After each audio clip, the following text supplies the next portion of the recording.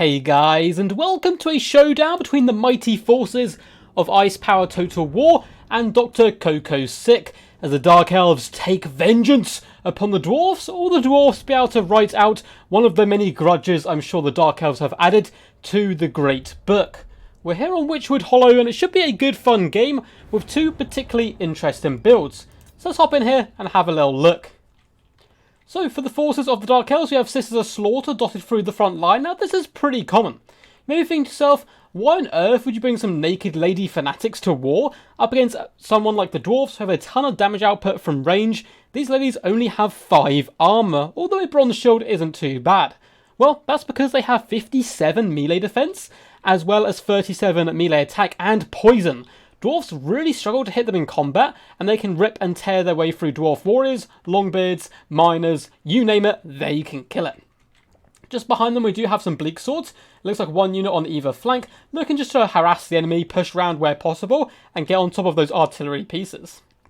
One you don't get to see terribly often in many matchups, but you do get to see them here, is the Cold One Chariot. We have 3 units in fact, 1 here and 2 in the far distance. Now, due to the changes in mass, Chariots aren't quite as effective against Dwarfs as they once were, but they're still very powerful and very good if you have good micromanagement. And if you've seen Ice Power on the channel before, you know he has that in abundance. With a ton of Dark Riders, looks like 1, 2, 3 units in fact, who will easily be able to shut down cannon crews, rangers, gunners of any description, and can even cycle charge slayers if you hit and run quick enough.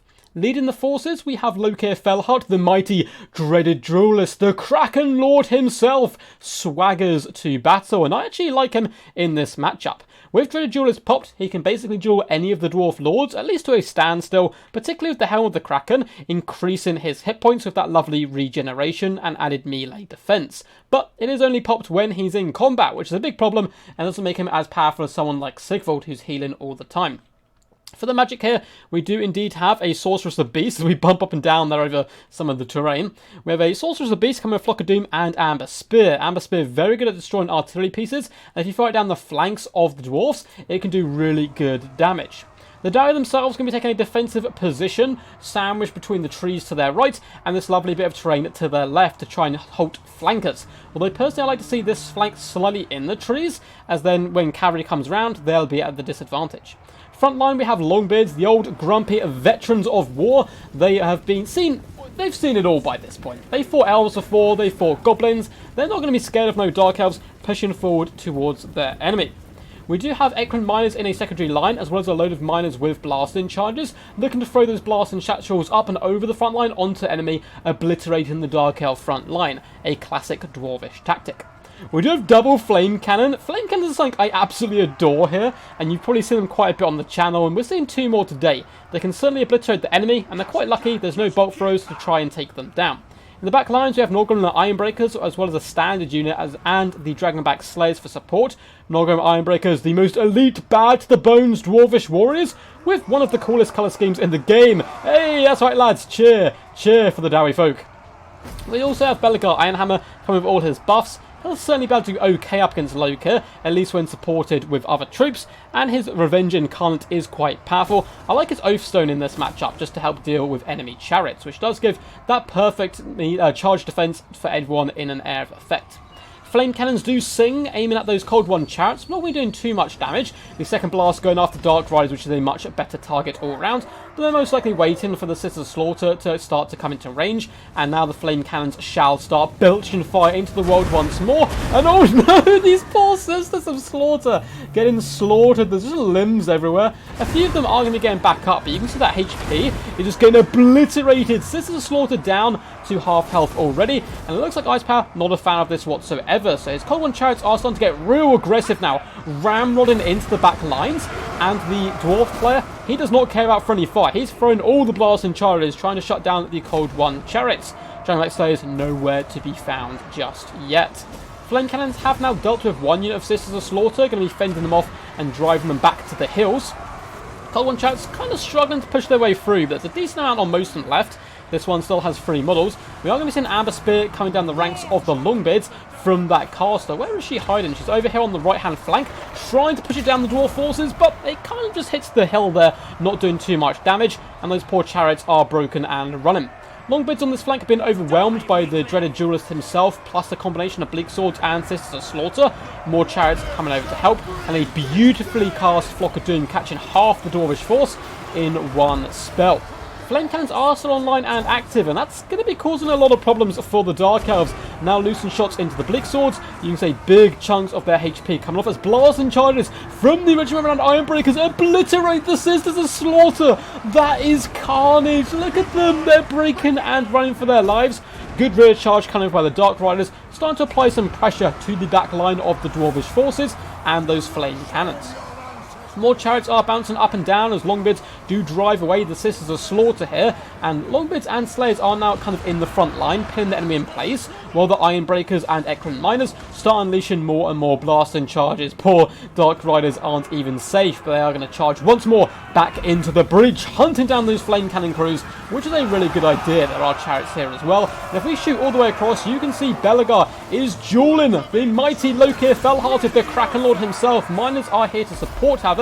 Revenging Carnage and Rally is popped, and it looks like Lokir is slightly getting the better end of the deal, with Belegar being a little less healthy, but he is kind of mainly focused on the miners at the moment and regenerating up. Chariots have been forced off now. Slay's done a good job, in fact, destroying all of them. That is definitely one grudge off the book, because there is many grudges against chariots if you're a Dwarvish player. Flame cannons are now finally getting shut down due to good backline pressure from the Dark Riders. Even the Sorceress of the Beast is getting there and getting her hands dirty, but elsewhere, Dark Elves slowly getting dragged down. Yeah, they finish off the flame cannons, but at what cost? Ironbreakers have managed to break the Sisters of Slaughter. Cold One chariots are getting really low. Only 2 models left on this one. The other one's still coming at the rocking free. And we have some of the remaining blasting charges from the Ekrant Miners starting to add the pressure onto those Dark Riders who are really feeling the burn at the moment.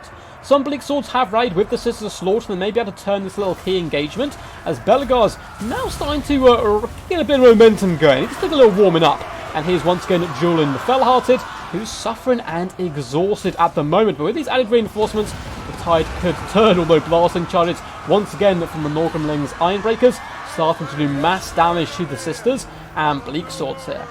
Dragonback Slayers are going to be going down, but not before they've done massive damage to these chariots who are both rampaging at this moment. I completely forgot they rampaged. That's a disaster for a chariot unit. This one down to just 1 model left. All the other chariots are running for the hills. Good diligent play though by Ice Power, taking his Dark Riders, just hunting down units on the periphery, making sure they don't come back, and once again slaughtering the Flame Cannon crew at every given opportunity.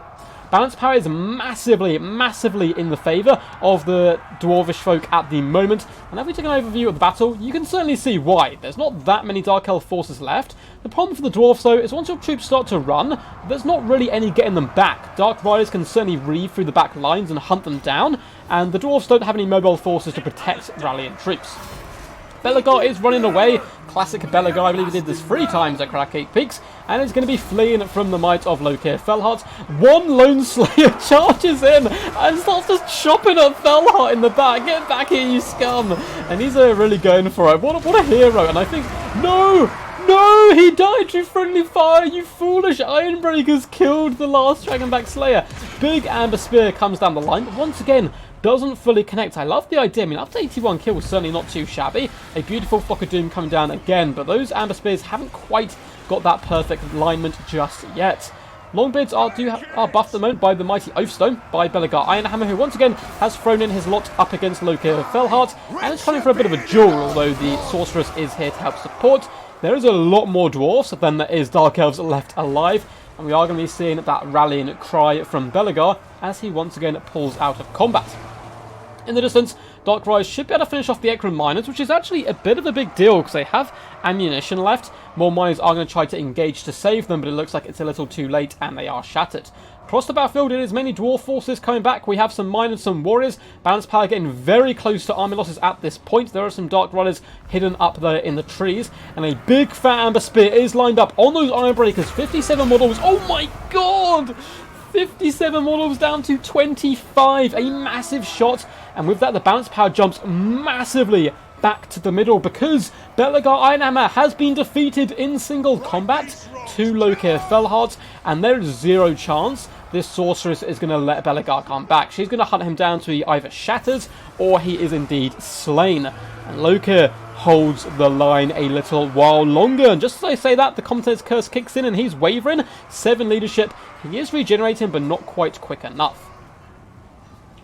Dark Riders are running here. More Dark Riders do pound upon the flame cannon. Really good idea just to get them offline, because they still have decent ammunition and will be contributing to the balance of power, which, though their leader is now dead, is still in favour of the Dwarfs, because Loki Felhart himself is running for his life. Dark Riders sacrificing their bodies to try and give him a chance to escape. But if you look at his health here, he does not regenerate when he's not in combat.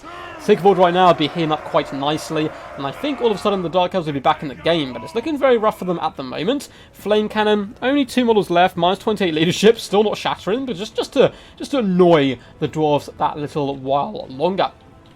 Dwarves continue the chase at this point. Of course, the Dark Elves don't want to engage. It's going to be chasing down other troops. Sorceress does bounce back in, waiting for Loki to come back, and then he can engage once more. Is there any Dark Elf forces that can return?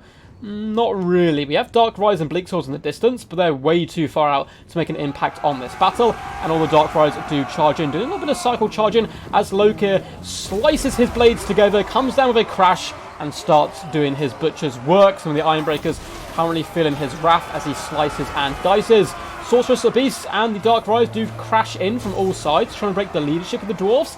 And this is a big problem for Dwarfs in the late game, is even though they would win this 9 times out of 10 if all the forces stay and fought, they're not going to. Dark Riders will cycle charge you, and you get that negative penalty to being charged and rear charged. And it looks like the Ironbreakers may break, and the Longbeards, those old grumblers, kind of going against their nature, though the miners are standing firm, and this unit of 43 Ironbreakers, which is pretty scary. They can kind of deal with a lot of what's left. So it's really going to come down to, can that dwarvish leadership hold?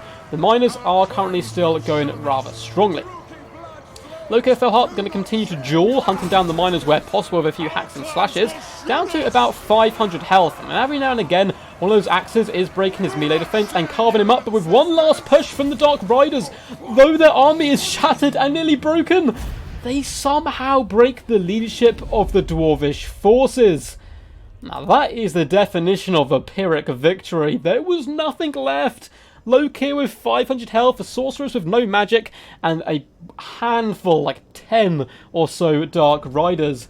Very well played to Ice Power, fantastic game to him and Dr. Coco, who made this a brilliantly close, fiery affair.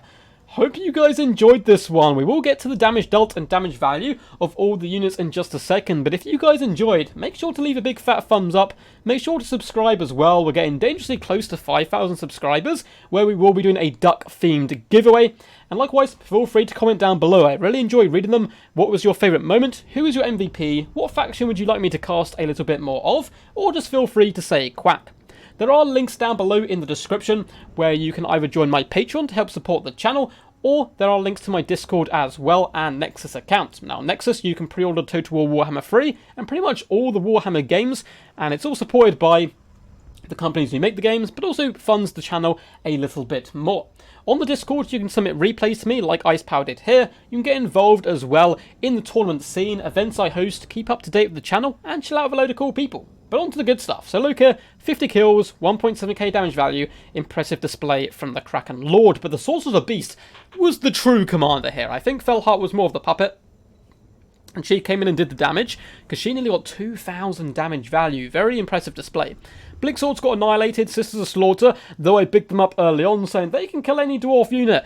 All basically got butchered due to the sheer firepower the dwarfs brought to the table. Dark Riders did some very good backline harass, 480 damage here, 1,399, and the Chariots, though they were relatively well managed by the Dwarfs, even if you manage Chariots well, they're still going to get good work. 800 damage value, 600, and 1,000. Where did it go all wrong for the Dwarfs? Well, they kind of won the battle and lost the war with their lack of leadership. Belegar tussling for too long up against the Fellhearted, he simply cannot match the Elf for his skill with a blade. 940 damage value is not too shabby, but if he had simply avoided Felhart, bogged him down with miners, kept Belegar alive, I think Dr. Coco certainly would have won.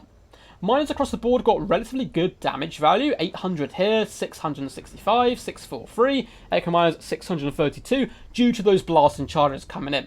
Longbeards don't get the best value, but they held the line back. Unfortunately for them, they ended up getting run over quite a lot by the Chariots. That was the main focus of attention for the Chariots in the early game. Dragonback Slayers, always an impressive unit, 1,200 damage value. And as for the Ironbreakers, my god, 1.8k damage value and 2,000. They have so much mass that when Chariots go into them, if you have something to follow up and punch the Chariots back, these guys are the ultimate unit. I'm glad we're seeing them more and more. As for the Flame Cannons, 1,000 and 1,100 damage value, certainly not too shabby, helped break up that Dark Elf front line, and really made the aggressive push early on far weaker than it would have been otherwise. Anyway guys, hope you enjoyed. Until next time, peace, peace. And as always, stay awesome.